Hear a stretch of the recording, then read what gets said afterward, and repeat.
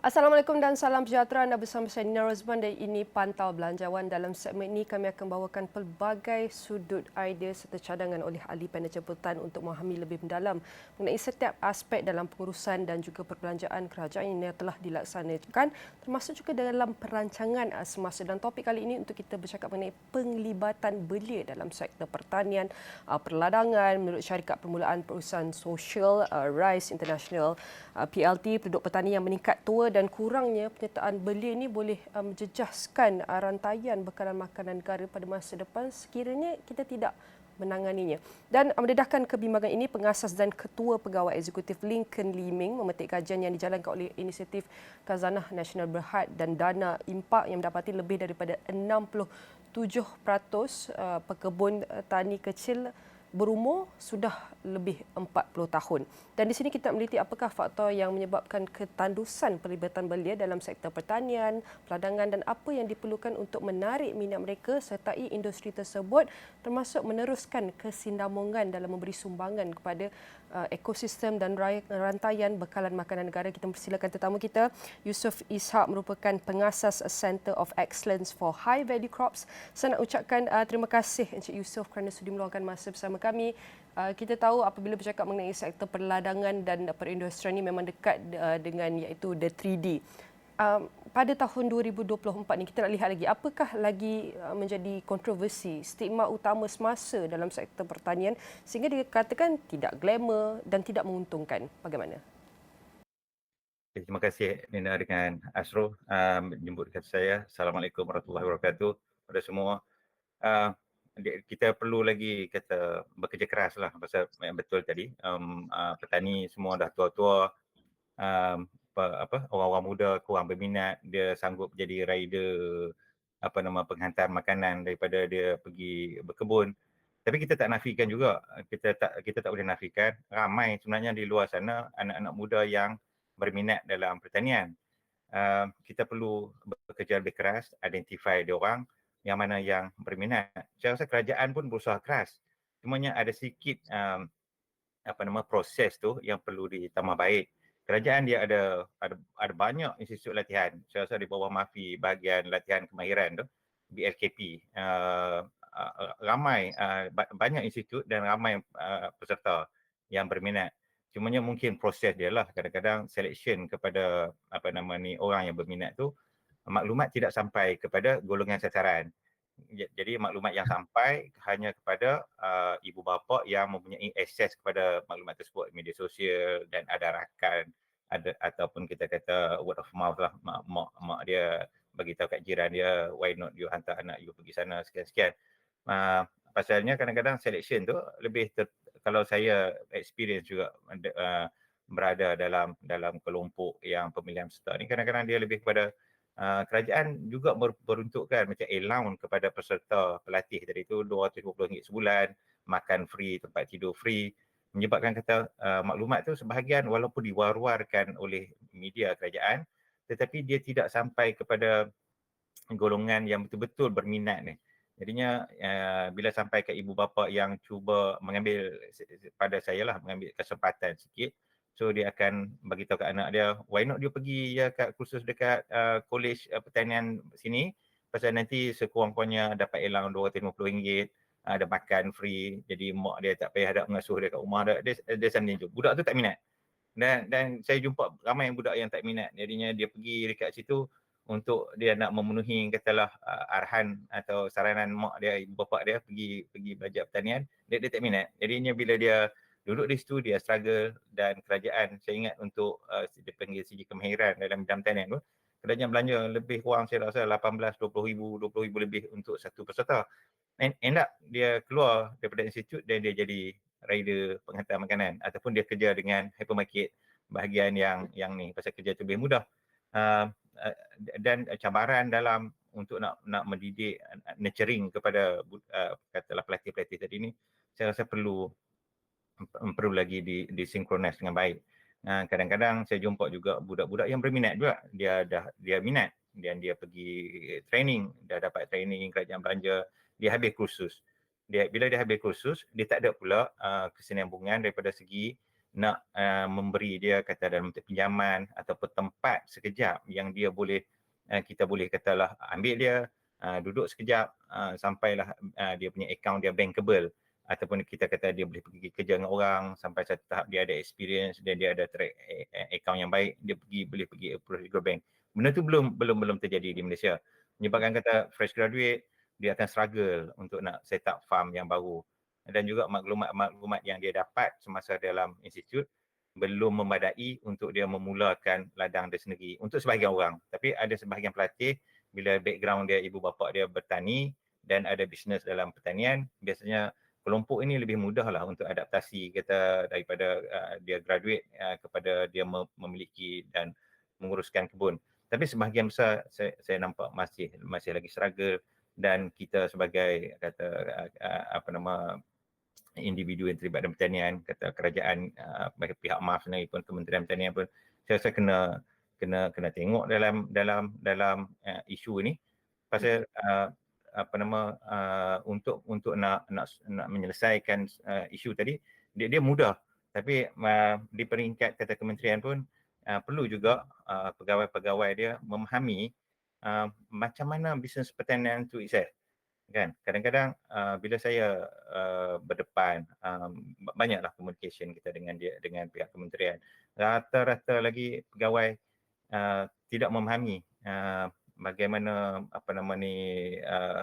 kegiatan pertanian ni, perniagaan pertanian ni berjalan, menyebabkan rata-rata tentang silibus yang diajar tu berdasarkan kepada assumption, menyebabkan kata bila dia keluar apa yang dia belajar dengan praktikal di kebun ni berbeza, walaupun kadang-kadang dan apabila proses internship dijalankan, kebanyakan peserta-peserta tadi tu pergi internship menjadi buruh kasar dekat kebun orang yang tak bayar elang macam tu. Jadi benda-benda tu juga yang kita kena fokus balik supaya peserta-peserta tadi, pelatih-pelatih yang kita nak didik dia mempunyai akses kepada perkara-perkara yang diperlukan dia lah. Banyak yang telah dikongsikan oleh Encik Yusof berkatakan banyak golongan muda ni banyak terlibat dengan sektor-sektor atau mahupun ekonomi gig. Namun banyak sebenarnya golongan muda yang berminat dengan sektor pertanian, peladangan. Cuma mereka memerlukan iaitu pendedahan, pendidikan, program latihan khusus serta sokongan yang komprehensif terhadap untuk melibatkan mereka dalam sektor ini. Jadi untuk kita lihat kepada pendedahan pendidikan, sejauh manakah reformasi pendidikan yang diperlukan untuk melekami petani muda ini dengan kemahiran knowledge yang sewajarnya, terutama apabila kita bercakap mengenai teknologi iaitu industri sektor pertanian yang konvensional dan juga moden. Bagaimana untuk kita lengkapkan mereka dengan pengetahuan moden dan amalan pertanian mampan dan cekap, terutama dalam konteks penyelesaian architects yang dikatakan semakin maju. Nina, kalau saya sendiri melihat kan, kerajaan dalam tahun lepas dia ada fokus, 5 fokus kepada Kementerian Pertanian sendiri. Tak termasuklah RISDA, saya rasa KEDA pun ada, kementerian-kementerian lain pun cuba juga menggunakan pertanian ni sebagai satu kaedah untuk nak memberi peluang kerja, peluang bisnes kepada orang-orang yang terlibat di bawah kementerian tersebutlah.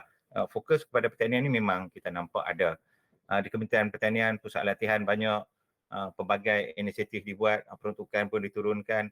Tetapi saya lebih lihat apabila pegawai-pegawai di kementerian itself pun apabila dapat peruntukan, dia punya program yang dilaksanakan itu lebih berbentuk kepada infrastruktur. Kan kita dapat lihat kata infrastruktur pertanian kita, institut latihan pertanian kita sangat baik. Jauh baik daripada negara-negara lain yang saya pernah tengok dan saya pernah experience kan.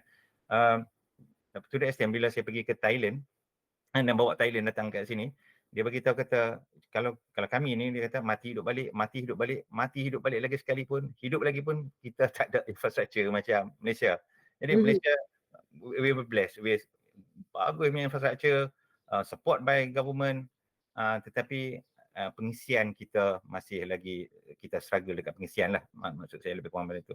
Jadi kalau kita pergi tengok apabila ada belanjawan peruntukan yang diturunkan kepada institut, apa yang institut cuba buat, dia baiki infrastruktur dia lah, pagar lah, CCTV lah, sistem ini, sistem yang advance tu.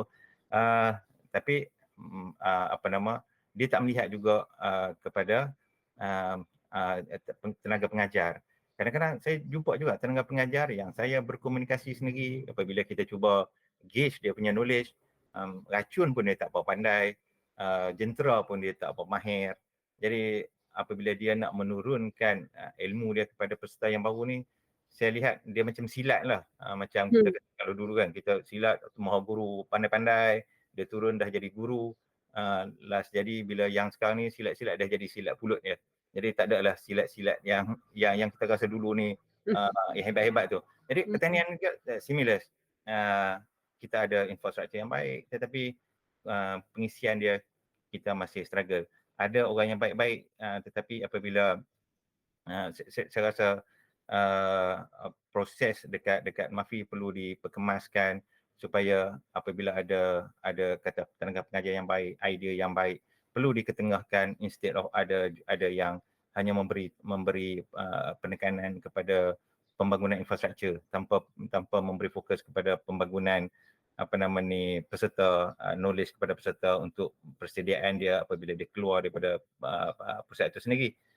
Dan bercakap mengenai teknologi digital, kita juga mahu mengekalkan iaitu pertanian tradisional dan memperkasakan mereka. Dan bagaimana inovasi Agritech ini boleh dibuat lagi mudah untuk diakses dan mampu milik oleh pekebun kecil, terutama daripada pekebun kecil golongan ataupun belia ini, khususnya di kawasan luar bandar, untuk kita bantu tingkatkan produktiviti mereka, daya saing dalam pasaran pertanian tempatan. Bagaimana?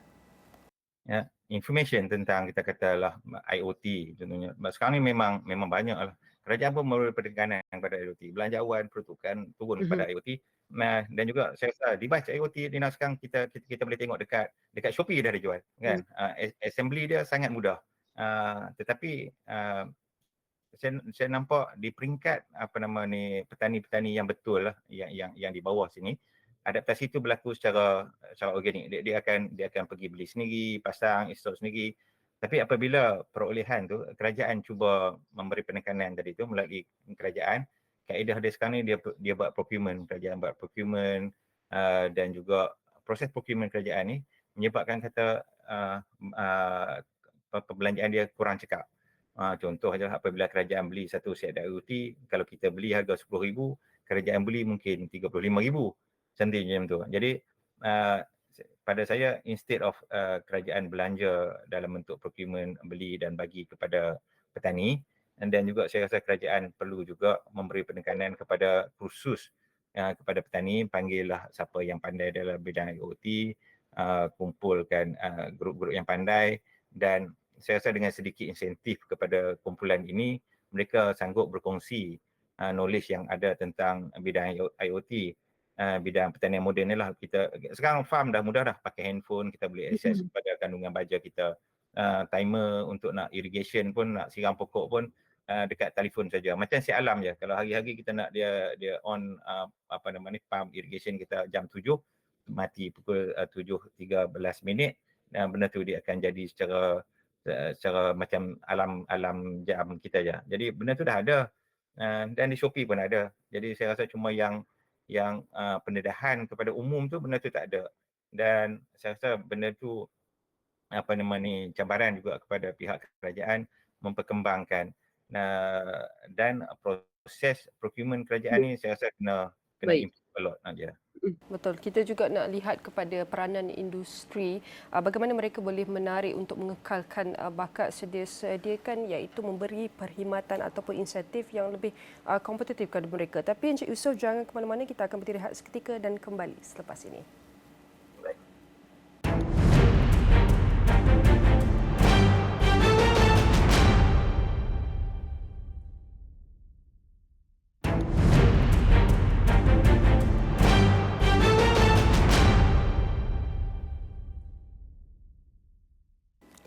Bertemu kembali dalam Pantau Belanjawan. Kita akan teruskan dengan topik perbincangan kita pada kali ini untuk kita melihat kepada sektor iaitu pertanian, sektor perladangan dan antara dapatan kajian mengatakan iaitu antara pekebun kecil lebih daripada separuh 67% adalah dalam kalangan berumur 40 tahun. Di situ kita dapat lihat ketandusan pelibatan belia dalam industri ini.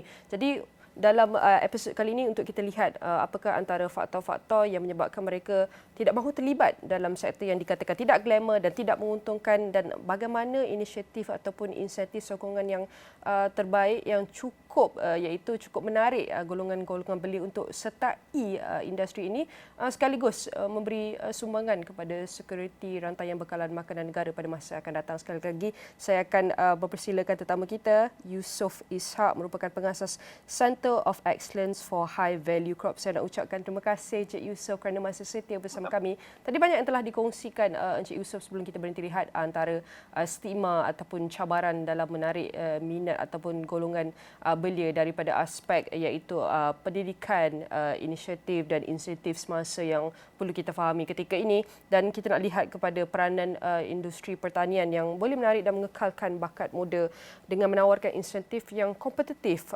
peluang untuk majukan kerjaya dan ekosistem sokongan yang menyokong inovasi dan keusahawanan ini. Apa yang boleh dilakukan oleh pihak industri? Dina, kalau saya lihat tadi cabaran kita juga adalah bagaimana kita nak mendidik isu tadi tu, isu yang aging farmers tu. Kita juga berdepan dengan masalah budaya, culture.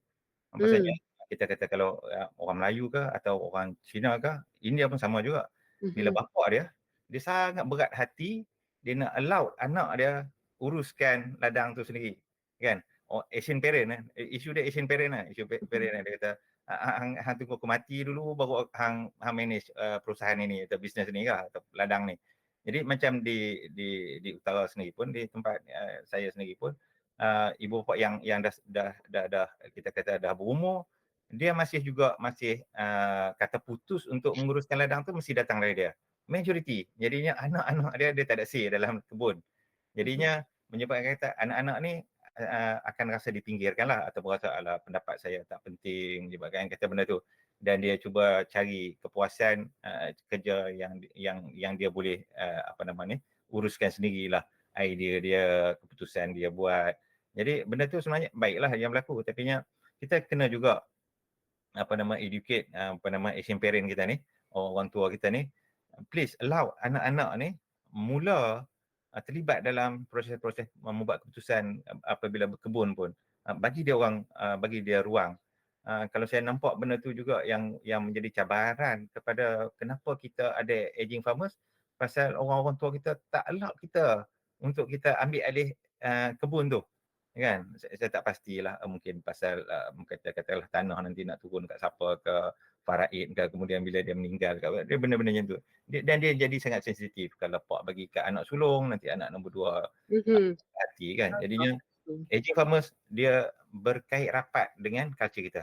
Benda tu juga yang kita perlu concern dan saya rasa kerajaan kena start bercakap tentang please lah katalah yang senior farmers allow yang younger farmers terlibat dalam membuat keputusan bagi dia peluang untuk uruskan kebun dia sendiri asuh dia pergi cari tanah yang lain start kecil-kecil kebun sebelum dia pindah ke kebun yang lebih besar. Saya rasa culture kita juga salah satu penyebab kenapa kita berdepan dengan situasi beginilah.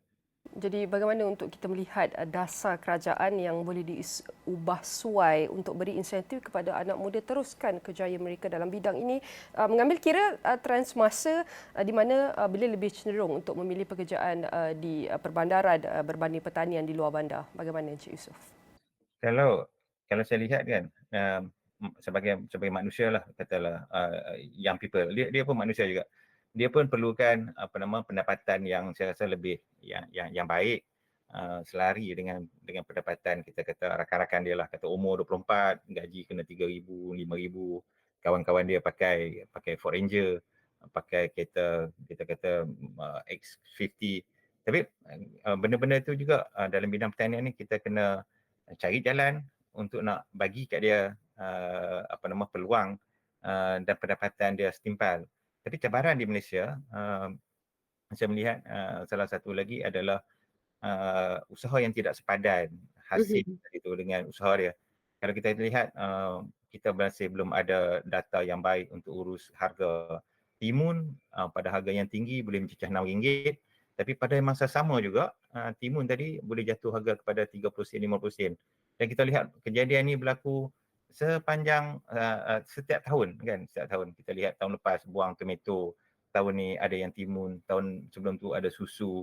Jadinya sebenarnya trend penanaman tu kita boleh baca setiap tahun. Contohnya lah kalau kita rajin, kita ambil data dalam beberapa tahun ke belakang, 3-4 tahun, apabila hujan di pantai timur, ramai tak boleh tanam dan pada masa tu kebanyakan harga sayuran meningkat. Jadi sepatutnya data-data sebegini diambil maklum oleh pihak katalah berkewajipan. Jadi dia memaklumkan kepada Pantai Barat ni supaya okey, kita anticipate bulan 11, bulan 12 akan berlaku kenaikan harga pasal rakan-rakan penanam di Pantai Timur tak ada tanam. Why not penanam-penanam di Pantai Barat ambil peluang tanam supaya harga tak melambung sangat. Dan bila kita prorate-kan harga sepanjang tahun, dia dapatlah harga yang sustainable. Jadi benda-benda tu tak berlaku di Malaysia tetapi dia berlaku di peringkat industri. Industri maksudnya kita berkongsi maklumat tu dengan rakan-rakan yang lain dan berlaku. Tapi masalah dia apabila newbies cuba masuk dalam bidang pertanian menyebabkan kata jadi lebihan kepada tawaran harga murung, especially apabila newbies ni apabila dia dengar timun dah mahal, bendi dah mahal dan dia akan start menanam kan. Jadi apabila yang newbies tak keluar dia akan berlaku lambakan lah. Tetapi sebagai yang season punya petani ni, maklum balas tu biasanya kita dapat di kedai-kedai benih kan, pembekal benih. Pembekal benih akan sentiasa maklumkan kita kata jangan tanam lah pasal tadi ada kawan ni ada pengusaha ni datang beli 20,000 benih, ada pengusaha ni beli 50,000 benih. Jadi dia akan maklumkan kat kita kata dah ramai tanam, jangan tanam bendi, tanamlah terung. Jadi maklumat begitu juga yang diperlukan sinkronis di peringkat katalah kerajaan dan dapat diakses oleh semua orang. Jadinya apabila kita nak tanam, kita ada data yang baik untuk kita buat keputusan. Sekarang benda-benda tu tak ada di Malaysia lah. Ada di sebahagian negara, ada dia berlaku lah. Jadi kita tidak mahu hanya pelibatan dan usaha daripada kerajaan dan pihak agensi saja. Kita mahu melihat iaitu kerjasama antara pihak swasta, bagaimana perkongsian awam dan swasta boleh dimanfaatkan untuk menyediakan program bimbingan ataupun sokongan kewangan dan akses kepada sumber-sumber untuk petani-petani yang terutama yang bercita-cita tinggi ini untuk memupuk minat dan komitmen mereka terhadap usaha pertanian. Kita kena ambil maklum dan kita rasa kita di Malaysia ni petani ni dia memang macam second class citizen lah. Ada petani yang sukses lah, kita tak nafikan, ada dan dia sentiasa di highlight oleh media lah. Tetapinya rata-rata petani adalah yang kecil-kecil sangat struggle dan juga pendekatan kerajaan dalam pertanian pun saya rasa kita kena berubah sikit. Jadi usaha-usaha daripada kerajaan ni dia lebih pada kadang-kadang kita lihat PPK, dia cuba juga usaha bisnes padahal dia ada ahli-ahli dia berkemahiran dalam membuat kerja-kerja pertanian tersebut. Jadi saya rasa kerajaan kena start bekerjasama. In fact, saya rasa di peringkat kementerian saya pun, saya rasa KSU katalah Datuk Lokman kena lihat satu perkara lagi. Sesama agensi di bawah Kementerian Pertanian pun kadang-kadang dia ada bertelagah juga kan. Mardi tak boleh bercakap baik dengan Jabatan Pertanian, Jabatan kan sekali lagi PPK juga, Lembaga Pertukaran Padang juga tidak bercakap baik dengan Jabatan Pertanian. Jadi sinkronis tu dia kena kerajaan kena lihat juga supaya di peringkat atas tu dia kena memberi fokus supaya agensi tu boleh bercakap baik-baik supaya di peringkat bawah ni katalah peladang-peladang yang di bawah bimbingan katalah Mardi tadi, dia tidak mempunyai masalah untuk berhubung dengan Jabatan Pertanian. Katalah di peringkat katalah usahawan bimbingan Jabatan Pertanian pula mempunyai akses kepada apa-apa yang ada di Mardi. Tapi sekarang tu masih juga struggle di peringkat bawah ni. Saya lihat kadang-kadang usahawan bimbingan KEDA tidak akan dibantu oleh agensi-agensi lain pula walaupun dia tu mempunyai kekurangan yang perlu ditampung oleh agensi yang berikutnya lah. Macam pasaran contohnya kan, farmer kena assist petani ni, tapi pasal sins petani ni di bawah lembaga nenas contohnya, farmer kata tak boleh pasal dia bukan orang farmer. Jadi mentaliti pegawai sebegitu saya rasa kena lihat balik. Jadi apa sahaja yang membantu produktiviti kepada negara perlu diberi keutamaan lebih daripada agenda agensi itu sendiri. Jadinya kalau kita lihat negara lain, SME ni juga dia mempunyai sumbangan yang besar kepada hasil kerajaan. Jadi saya tak nampak lagi di peringkat pertanian memberi sumbangan cukai yang baik kepada kerajaan. Jadi saya rasa kalau dengan sedikit usaha-usaha ni nurturing SME dalam bidang pertanian ni, kita dapat membangunkan usahawan-usahawan yang boleh contribute cukai kepada kerajaan. Pasal kadang-kadang pertanian ni dia ada satu benda yang baik tentang dia, dia ada margin yang baik kan. Jadi kadang-kadang ni melalui usaha-usaha katalah membangunkan nurturing SME dalam bidang pertanian ni, dia juga dapat membantu kerajaan generate revenue lah cukai, especially cukai korporat, cukai yang lain lah, cukai jualan tak takluk lah. Tapi benda-benda yang begitulah. Dan juga salah satu yang besar SME boleh contribute adalah peluang pekerjaan. Jadi macam tadi pelaksanaan antara awam dengan swasta ni masih lagi di peringkat kita masih lagi ada sebahagian kita masih lagi compete antara swasta dengan kerajaan. Sebenarnya kerajaan perlu nurture usahawan tadi tu. Contohnya kalau kita kata ada satu company ni baik, bagus, dah besar, bimbing dia supaya dia boleh membimbing orang lain pula. Pasal kan dia no way dia boleh buat katalah kalau kami production melon, kita ada shilling kita lah, takat tu je yang kita boleh laksanakan. Kita ada kekangan dari segi tanah, modal dan sebagainya. Tapi kalau dengan intervention daripada agensi, katalah bottleneck tadi tu dapat dikerjasama dan dapat dibuka lah isu-isu bottleneck ni. Jadi apabila isu bottleneck kita selesaikan, jadi peluang tu dia akan terbuka luas kepada orang lain untuk mencuburi dan terlibatlah. Jadi dalam bentuk macam ni, saya rasa di Malaysia ni kerajaan masih struggle. Kalau saya bercakap dengan kaki tangan kerajaan ni, biasanya dia akan beritahu kami masih ada peruntukan sekian-sekian banyak yang belum berkomit dan dia perlu memberi fokus kepada dia punya perbelanjaan dulu sebelum dia boleh pergi assist orang yang petani yang kat luar.